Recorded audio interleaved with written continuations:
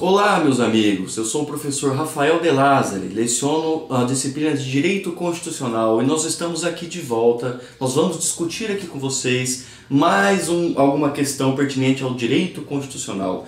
Esse é o nosso Minuto Constitucional. E o tema que eu selecionei hoje para vocês aqui é o chamado direito ao esquecimento.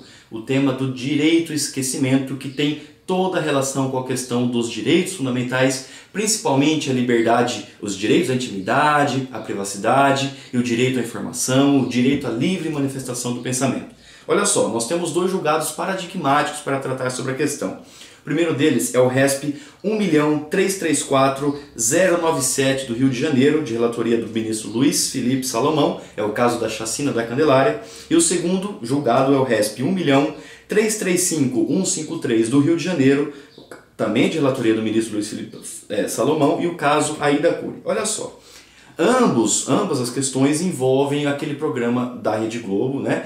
O programa Linha Direta à Justiça. No primeiro dos RESPs que nós tratamos aqui, diz respeito ao indivíduo que ele foi indiciado e posteriormente absolvido no tribunal, no júri popular, por estar supostamente envolvido na chacina da Candelária, e ele foi absolvido, ele ficou livre das acusações. E o segundo caso é o caso do assassinato de uma mulher, e no longínquo ano de 1958, e os seus parentes entraram com uma ação, ambos os casos, contra as organizações Globo. Qual que foi a questão? Olha só, a questão é o seguinte: esse programa Linha Direta à Justiça, ele fazia uma rememoração de casos célebres, casos antigos da história criminal brasileira. E em ambas as hipóteses, os requerentes alegaram o seguinte: olha, o tempo passou e não é mais interessante que isso seja relembrado.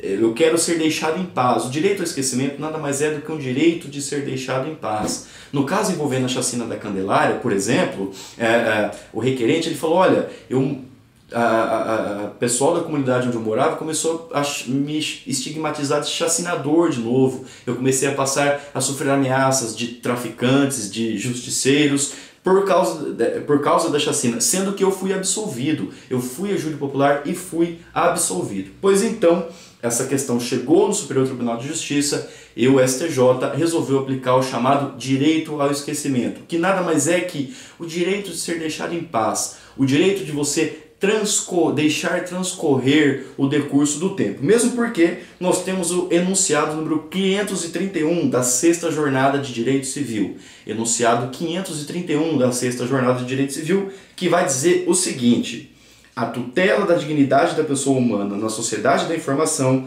inclui o direito ao esquecimento. Vou ler de novo.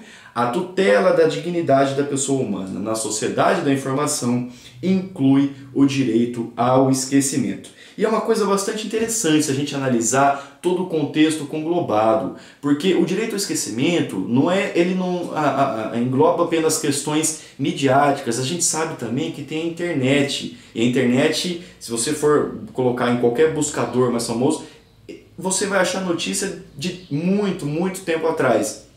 Inclusive, altos executivos do Google já falaram que a internet precisaria de um botão de delete para você apagar alguns conteúdos. Inclusive, é uma novidade que eu trago aqui para vocês. Exatamente pensando nisso, por volta de setembro de 2013, você tem na Califórnia a edição de uma lei, a chamada Lei Delete, né? Que ela traz o chamado Eraser Button Law, uma espécie de uma borracha, né? Um botão de borracha da internet. O que é? Crianças e adolescentes que tenham compartilhado conteúdo na internet e depois queiram retirar esse conteúdo, queiram apagar esse conteúdo da internet. A ideia é que essas crianças, esses adolescentes que no momento da vida natural mesmo tenham compartilhado determinados conteúdos, não possam ficar marcados por isso para o resto da sua vida. Depois, como profissionais, possam sofrer preconceitos para conseguir um emprego, para conseguir ter a sua vida social normal. Então, essa lei ela vai entrar em vigor ainda, na verdade, ela vai entrar em vigor em 1º de janeiro de 2015,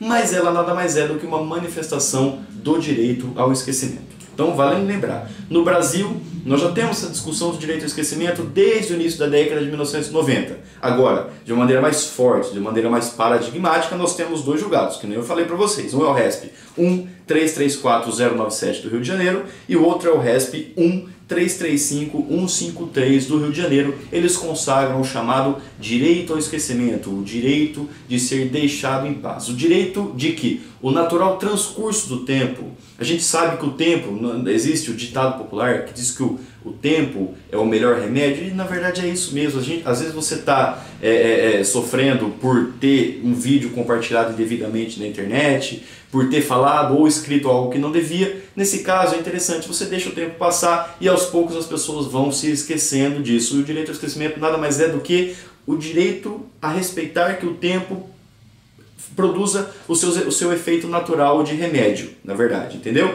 Então, quando nós temos um programa como esse programa, envolvendo o programa Linha Direta à Justiça, querendo rememorar casos célebres, isso acaba produzindo, na verdade, um estado de insatisfação naquela pessoa que vai ser objeto da rememoração. Então você tem sempre assim, então nós temos que respeitar a liberdade de informação, e a liberdade de informação deve